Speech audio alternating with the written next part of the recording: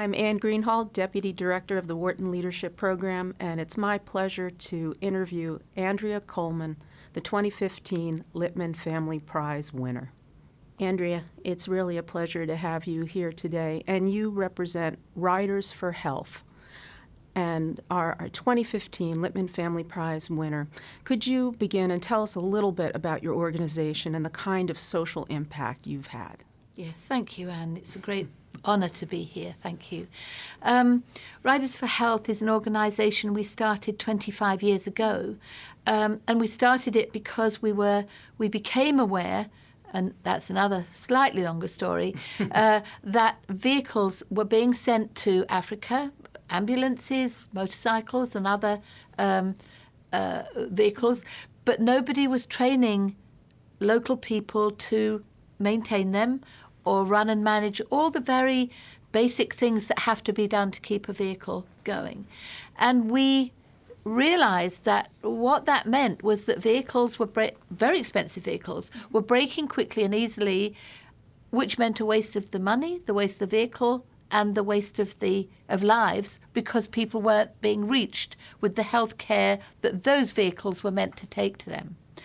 And of course, Africa is 86% rural. It's a rural continent. So once those hard roads finish, there's no infrastructure. But actually, there are no roads, but the vehicles aren't working either. So even if you had all the roads in the world, you still wouldn't be getting to those people who desperately need the health care. So we decided that that was something we could address and really make a change to, if you can spend a lot of money on developing drugs or training health workers, but if they can't get to the people who really need it, you're wasting time and lives. All right, so let me start from the top. What would you say, what's the vision of your organization, just in a nutshell? The vision of the organisation is that no one should die of easily preventable and curable disease simply because they can't be reached with the health care that's available. All right. And the values underpinning the organization? We are very certain that this must be local. This must be local people that are trained with the skills that they need to work with the Ministry of Health and to make sure that it's the country's strategy, not our strategy, and that it's local people who are building the skills and delivering the impact. Okay. And then how do you do that? Through partnerships, I'm sure, but tell us a little bit about those partnerships.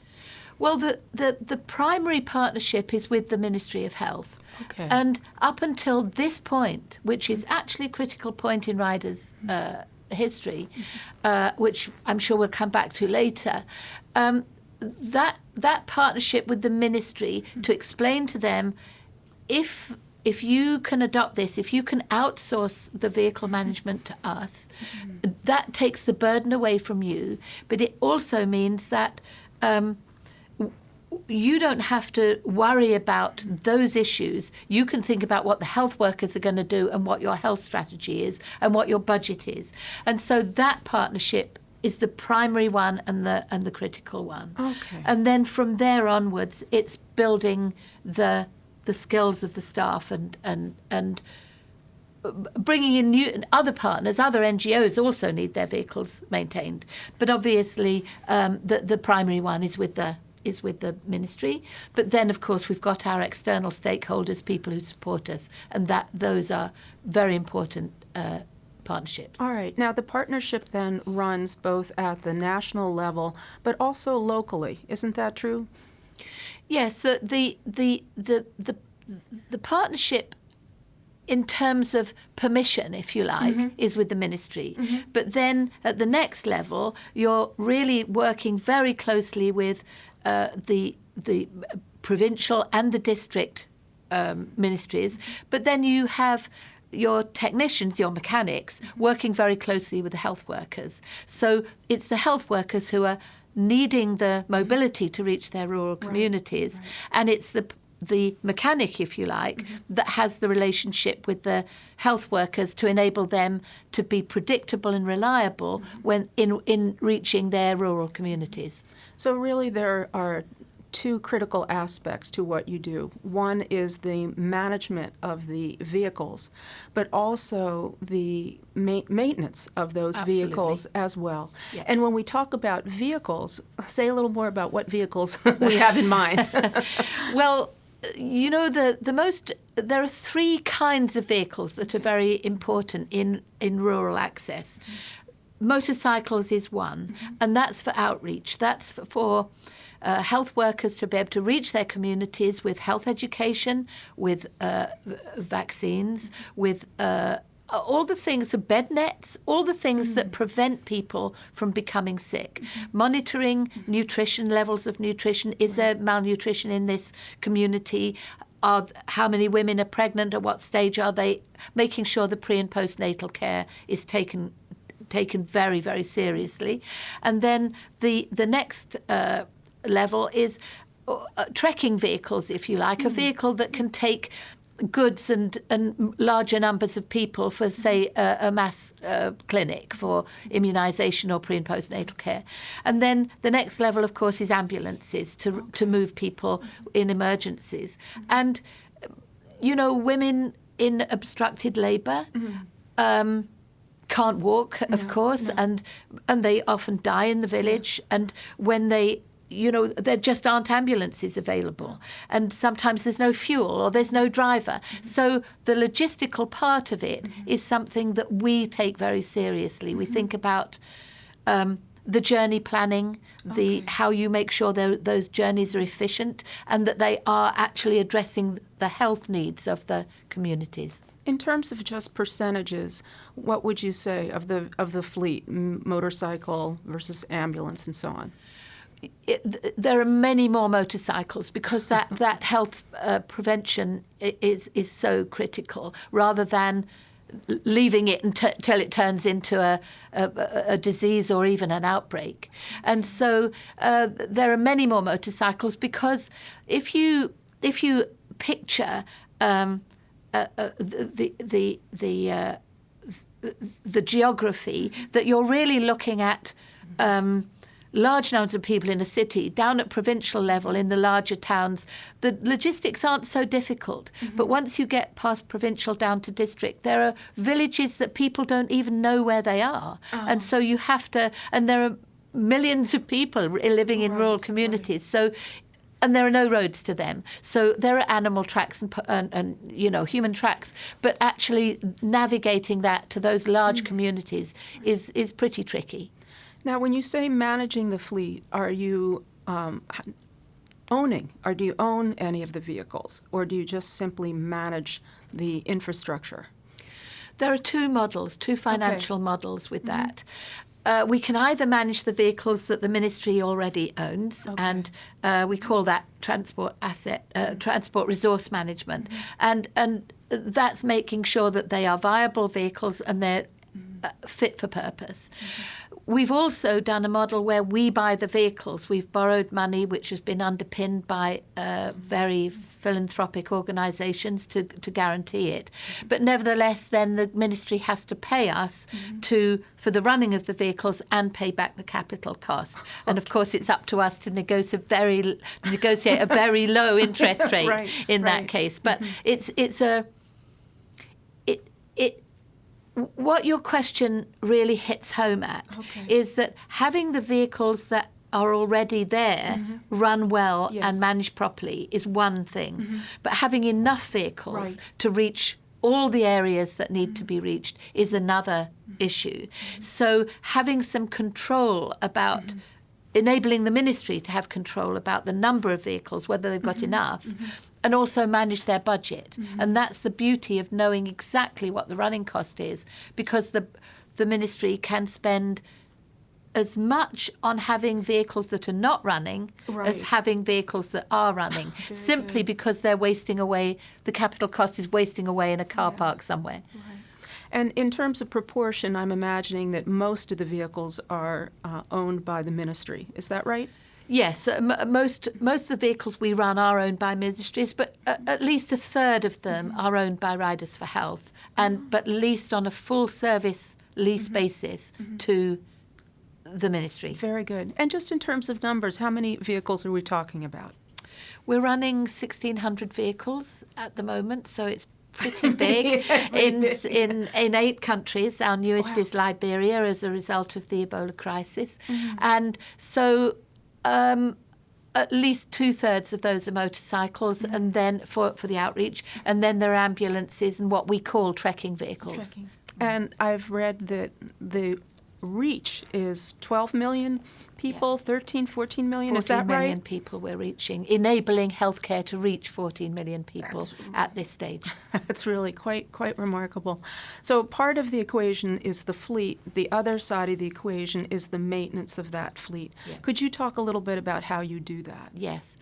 And I'm delighted you asked the question about the maintenance because I think people talk too often about fixing a vehicle. They think of maintenance as something that's broken, let's fix it. Right. We don't allow the vehicles to break because if a small part in an engine breaks, it could destroy the rest of the engine. Yeah, I'm not saying it always does, but needless to say, that's a risk we don't want to take. So in terms of keeping the economics of the service at the right level, we make sure that if a manufacturer's part, if they recommend changing it at 8,000 kilometres, we'll change it at 6.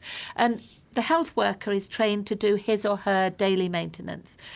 She will do her making sure the chain on the motorcycles, the right tension, checking for air and tyres and no stones in the tyres that will cause punctures, making sure that all the nuts and bolts are on tight. Because if you're out in the rural area and a nut and bolt falls off, nowhere to get another one, and you could be eaten by a lion or anything could happen to you. Those things are real risks in rural areas. But worse than that, of course, worse than anything, is that you're not getting to the communities to deal with that healthcare. So the way in which we do this is in the capital city in the country in which we work, the parts will come in for the vehicles. And so stores management is a very critical part of what we do. We make sure the stores are kept very well, and then the workshops are very clean and very well systematized. And also our technician, so the health worker will do his or her daily maintenance, and on a monthly basis, our technician will ride out to those motorcycles out in the rural communities and do the next module, whatever it is, changing the tyres or making sure that all the brake cables are changed, or whatever it is, whatever's the next part of the plan. And that means that a health worker doesn't have to ride in to a major town, maybe 500 miles away, to get the vehicle service. We're taking the service station to them, however rural and however remote those vehicles are. So it's a very systematized infrastructure issue. And then we have to think about the fuel, because also in those remote areas there's no fuel. So we have to make sure that we have fuel stores in strategic places to enable them to have constant fuel supplies, which of course in crisis moments is very difficult because fuel is always under pressure at crisis times. How do you go about training the healthcare professional or worker to do the kind of maintenance that's required? Yeah, so it's wonderful to see. I'm always thrilled when I watch this process. In the very first instance, we had a highly trained person to train 2 or 3 people in our first country, that was Lesotho, and the same people training 2 or 3 people in the Gambia, our second country. And now those people are the training professionals. Those initial people trained in West Africa and Southern Africa are the specialists in training. And the levels of training are riding and driving. That's, critical to preserving an engine and a vehicle, so how you ride and drive, and to make sure that that the vehicle's well preserved, but also that they're not careless driving Drivers, that's carelessly. true. Because as you probably know, road accidents on the African continent are very high. So we make sure that that's done, that everybody is who's on a motorcycle wears gloves and proper protective clothing Right, and a helmet. helmet. There's no, riding around with on a pair of sandals and no helmet. So we take that very seriously. And then we train the health workers to do their daily maintenance. And we've got, I know this sounds unlikely, but it's true. We've actually found a way to ensure that somebody who has never ridden a motorcycle can ride without any fear of falling and be able to brake and stop within 10 minutes. And once you've got that down, the rest is easy, because there are a lot more complications about riding in very remote tough countryside, Sure. but just getting that initial confidence is so important. And the same with cars, it's and ambulances and so on, but they have to be highly trained. And then their daily maintenance, they're trained in that routine, and that's a very important piece of their work. And we believe, people think of this sort of, as it were, the greasy hands part of healthcare as not really being relevant. It's sort of something else. But actually, it is critical. That boring kind of maintenance and greasy hands thing is actually critical to the health system. Yeah. Where would we be without logistics in the developed world? So we really think this is healthcare. Oh, very good. So now you have a sort of a train the trainers model. Would that be fair to say? Yes, we do. And how many trainers do you have?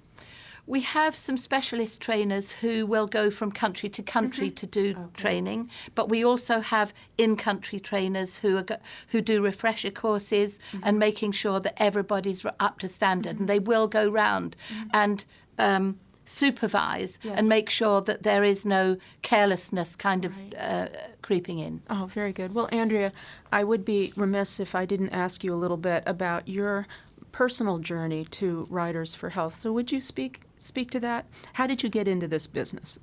Well, my husband, Barry Coleman, and we are co-founders. And we have different backgrounds, but where we are the same is that we're both motorcyclists, and that's our background. My background in motorcycling comes from the fact that all my family, right from the early part of the last century, were motorcyclists and racing motorcyclists, in fact. And my father was a development engineer, so was my brother. So it and on my mother's side too is the same background. And I used to race motorcycles myself. My husband Barry has a much more dignified background. He's trained as a lawyer and a journalist. Wrote for the Guardian newspaper in the UK, and but also a motorcyclist. So when we saw this issue, Barry looked at that and said, "That's got to be solved." And I said, "That's got to be solved." So from our different standpoints, we both focused on that, and we wonder how we risked at that time. Our 3 children were young, really young at that time. And I was 42, I think, and Barry was 43. And we kind of took the risk of starting this organisation, giving up everything we were doing in terms of income, and just focused on this, because we thought, if we're not going to do it, nobody's going to do this. And so that's how we started. And fortunately, we were able to keep the roof over our children's head and not starve everyone to death. But it was a big risk, but nevertheless worth every second. Oh, very good. And now, am I right in remembering that part of the discussion came over a kitchen table? And in fact, with, at the time, a rather famous motorcycle racer as well. That's right. Am I right? Yeah, absolutely. And who was that? Randy Momola has been a person I've worked very closely with over many years. I used to do his public relations and other management. And so he and another famous motorcyclist, also from California, they both come from California, one from Modesto, one from Santa Clara. We said, how are we going to raise the money to do this? And we decided that we had to make all these famous stars in motorcycle racing do what we need them to do just for one day a year. They're all, amazing people. They've got this, competition focus, but for one day a year. And so they helped us with the core funding that enabled us to prove the concept. So without those two guys from California, we wouldn't be sitting here today. Oh, very good. Now, speaking of funding, the Lippman Family Prize comes with an unrestricted cash award of $125,000. How do you see that award helping you further your vision of the organization? Well, this is a very important award to us, and the prestige of it, of course, is immense. But the money is really critical at this time, because, as I said earlier, we're at a really important transition point at this moment, and really what's happened is that now is the time to really build the leadership in the Africa programs, and to make sure that in the future Riders for Health is an African organisation and not one that has to be generated from the UK. The leadership and the expertise is outstanding, but we have to make sure that it's transitioned properly, and this is going to be what's going to help us to do that transition, to take it from an entity that's driven, if you like, from the UK to one that is solely driven by our amazing staff in Africa. Do you have thoughts about how to do that? You're really talking about succession, I think. Yes, this is definitely about succession. And I think that Barry and I both came to realise some time ago that we're not going to live forever. So it was a bad moment, but nevertheless one that we all have to face. So we think that not only should we be thinking about how to hand over to leadership in the way that the organisation looks now, but how to make sure we're handing over that leadership to the Africa continent, and to think about our outstanding staff there, how they think about succession as well in their own countries. Our new work in Liberia has really shown us what skills and expertise we have in those programs, building teams from the Gambia, Zambia and Zimbabwe have really put in place the new Liberia program in a country that isn't their own.